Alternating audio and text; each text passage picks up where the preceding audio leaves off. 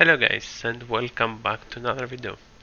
So on today's video we're going to talk about my first match of Arena of Honor.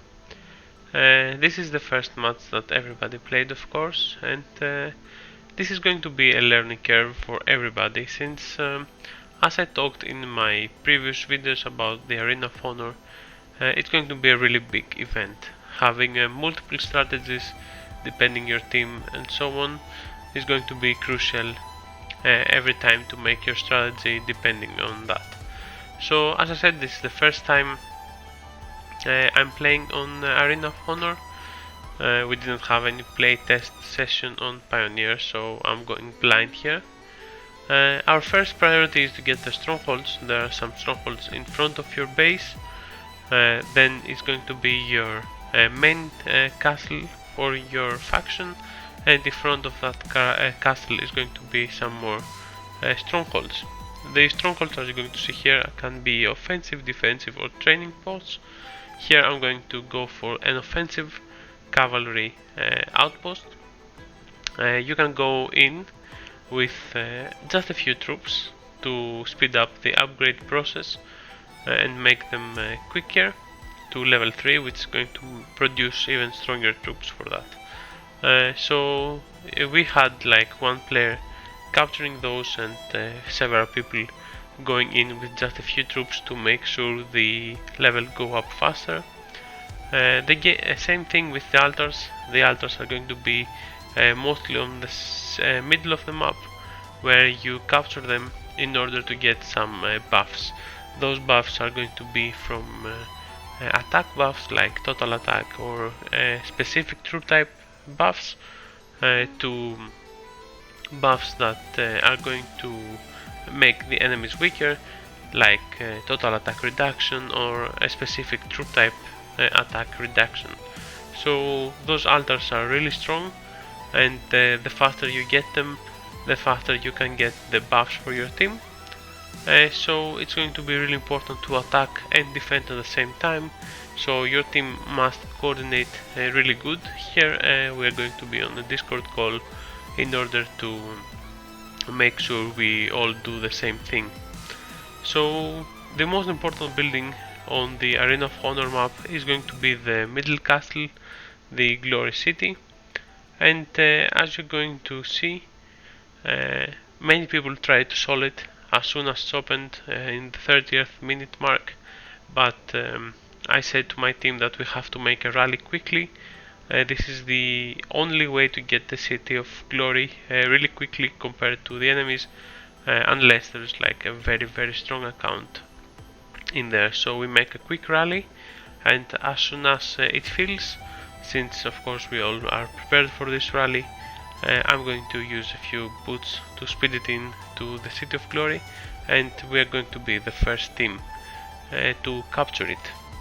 So when your team when any team captures the City of Glory, there's going to be a 4-minute timer where you have to defend the City of Glory. As you're going to see here, the timer started and everybody has to defend the city.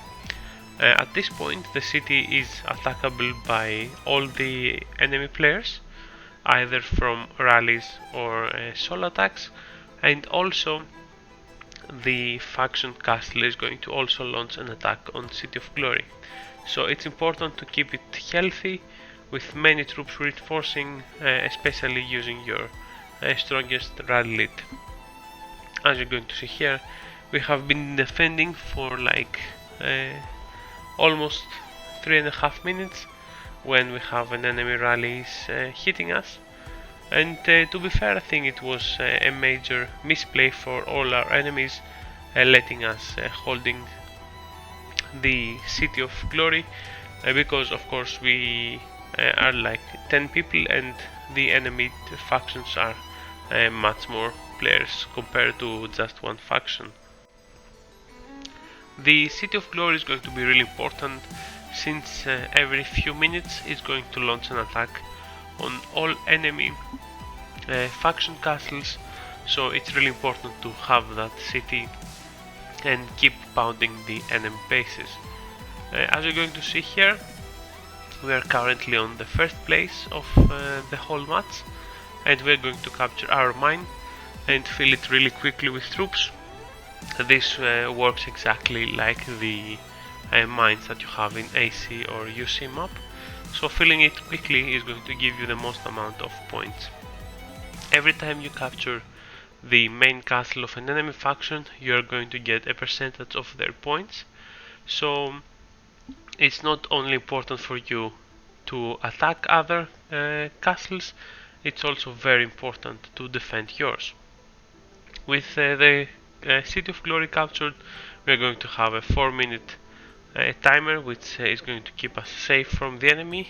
This is really good, and it's going to help us talk with our people and reinforce the city with the troops we need. And as you're going to see here, the City of Glory is going to be continuously pounded by the enemies, but it's going to also attack every other city on the map. This is going to give us a lot of points compared to the other teams. As you're going to see right now, we are in the first place, and the points you can see there on the right side. We have 135,000 compared to 67,000, which is the second place. The Lannister faction is going to have the most amount of buildings right now, but in the end it doesn't really matter, because if you get the cities that are most important part of the team, you're going to get, as I said, most of their points. So even if you have like most altars or most offensive camps, it doesn't really matter in the end. Here, as you're going to see, I'm constantly sending out my troops, hitting the outpost, defending the outpost, reclaiming our outposts, and so on. This map is really big, so you need a lot of boots in order to traverse it really quickly. But for our match, we're going to have the first victory for the season, and I'm really proud of this actually, since as you're going to see here on the map that I will show again, even though we had some really strong opponents on the enemy teams, like Hyper for example from BDR, as you're going to see, we don't have all the map, we just have 3 faction castles on our side, and as you're going to see, the Lannister team is going to have almost all dragon pits, all mercenary posts, like 2 rows of altars. So as you're going to see, it's not always who has the most stuff, but it's mostly about quality over quantity. Keeping the City of Glory for the longest amount of time compared to our enemies, I think is what gave us the edge of the entire battle and gave us the victory in the end.